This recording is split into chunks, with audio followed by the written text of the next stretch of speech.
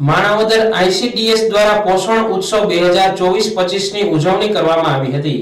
જેમાં take home ration અને મિલેટ્સમાંથી બનતી વાનગીની સ્પર્ધાનું આયોજન કરવામાં આવ્યું હતું, જેમાં પ્રથમ, દ્વિતીય અને તૃતીય નંબર મેળવનારને પ્રમાણપત્ર એનાયત કરવામાં આવ્યા હતા।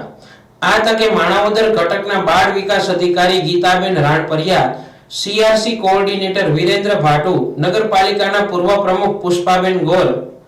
પ્રજ્ઞાબેન ભાવાનંદી તેમજ આઈસીડીએસના તમામ મુખ્ય સેવિકા, આંગણવાડી કાર્યકર,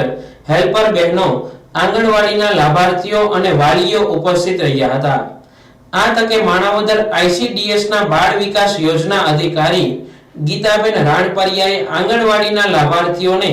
ટેક હોમ રાશન અને મિલેટ્સમાંથી બનતી વાનગીઓ અંગેનું માર્ગદર્શન આપ્યું હતું। મારું નામ ગીતાબેન આર વાણપરિયા, મારો હોદ્દો છે સીડીપીઓ। હું માણાવદર ઘટકમાં સીડીપીઓ તરીકે ફરજ બજાવું છું। આજે અમે સરકારશ્રીના પોષણ ઉત્સવ 2024-25 ઉજવણી માણાવદર સેજા કક્ષાનો કાર્યક્રમ કર્યો, જેમાં